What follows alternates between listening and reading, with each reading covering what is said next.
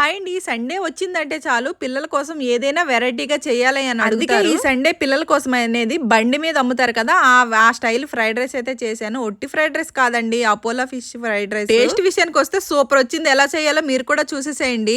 First vegetables cut చేసుకొని పక్కన పెట్టుకోవాలి. క్యారెట్, బీన్స్, ఆనియన్, పచ్చిమిర్చి కట్ చేసుకొని పక్కన పెట్టుకోవాలి. నెక్స్ట్ ఇంకా అపోలో ఫిష్ ఉంటుంది కదా, బోన్లెస్ ఫిష్, అవన్నీ చిన్న చిన్న ముక్కలుగా కట్ చేసుకొని దాంట్లో ఉప్పు, కారం, కొంచెం గరం మసాలా, ఒక గుడ్డు, కార్న్ ఫ్లవర్ వేసుకొని మంచిగా కలుపుకోవాలి. కొంచెం నిమ్మరసం కూడా వేసుకోండి. నిమ్మరసం వేసుకుంటే టేస్ట్ గా ఉంటాయి అన్నమాట ముక్కలు వచ్చేసి. చక్కగా కలిపేసిన తర్వాత స్టవ్ వెలిగించేసి కళాయి పెట్టుకొని ఆయిల్ వేసుకొని, ఆయిల్ బాగా హీట్ ఎక్కిన తర్వాత సిమ్ లో పెట్టేసేయండి. ఈ లోపు అయితే అన్నం ఉంటే పర్లేదు, అన్నం వండుకొని చల్లార్చుకుంటేనే బాగుంటుంది, లేదంటే ఆ రైస్ అనేది ముక్కలు ముక్కలుగా అయిపోతుంది. అన్నము చల్లారిన తర్వాత చేస్తేనే అన్నం అనేది టేస్ట్ గా మారుతుంది అనమాట. ఇంకా నూనె వేడెక్కిన తర్వాత చిన్న చిన్న ముక్కలు కట్ చేసుకున్నాం కదా, ఆయిల్లో కొంచెం ఫ్రై చేసుకోవాలి. మరి ఎక్కువ ఫ్రై చేయకండి, ఎందుకంటే బాగా కరకరలాడుతూ ఉంటాయి అనమాట. మంచిగా అపోలో ఫిష్ అనేది తెలుస్తుంది కదా అందరికి, అలానే ఫ్రై చేసుకోవాలి. ఫ్రై అయిపోయిన ముక్కలు ఓ పక్కకైతే గిన్నెలో తీసేసేయాలి. తీసేసిన తర్వాత అదే కళాయిలో నూనె ఉంటుంది కదా, ఆ నూనెలో 2 గుడ్లు అయితే కొట్టేసి ఆ ఎగ్ అనేది బాగా ఆమ్లెట్ లాగా ఫ్రై చేసుకోవాలి. ఎగ్ ఫ్రై అయిపోయిన తర్వాత దాంట్లోనే క్యారెట్,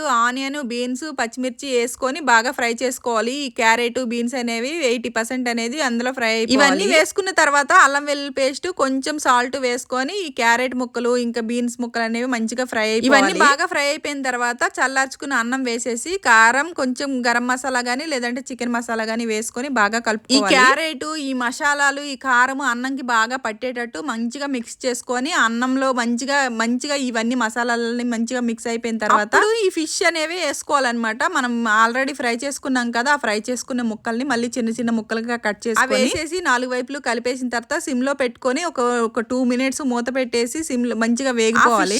ఫ్లేవర్ అనేది అన్నానికి పడుతుంది అనమాట. 2 మినిట్స్ తర్వాత మూత తీసేసి మంచిగా కలిపేసి దాని మీద నిమ్మకాయ, కొత్తిమీర వేసి ఇంకో 2 నిమిషాల పాటు బాగా ఫ్రై అయిపోయిన తర్వాత స్టవ్ ఆఫ్ చేసేసి వేడిగా ఇంకా వడ్డించుకుంటే చాలా బాగుంటుంది. దీంతో పాటు ఇంకా ఆనియన్, నిమ్మకాయ వేసుకొని తింటే ఎంత బాగుంటుందో మీరే ఒకసారి ట్రై చేయండి. బండి మీద ఫ్రైడ్ రైస్ ఉంటుంది కదా, అప్పట్లో అమ్మేవాళ్ళు కదా, అలా ఉంటుంది అనమాట. టేస్ట్ ఎలా వస్తుందో అనుకున్నాను, నేనైతే తినలేదు. మా పిల్లలు వచ్చే వరకు వెయిట్ చేశాను అనమాట. మా పిల్లలకైతే ఇచ్చాను, ఎలా ఉందో చెప్పండి అనేసరికి ఇంకా చాలా బాగుందని. ఇంత మంచి ఫ్రైడ్ రైస్ చేసి నువ్వెందుకు తినట్లేదు అని అనుకోవచ్చు. తెలియని వాళ్ళకైతే చెప్తాను, నేనైతే డైట్ లో ఉన్నాను. ఇలాంటివి అయితే ఇప్పుడు 1 మంత్ వరకు ఇంకే వీడియోకి లైక్ చేయొచ్చు కదా, సబ్స్క్రైబ్ చేసుకోండి అబ్బా. Bye bye.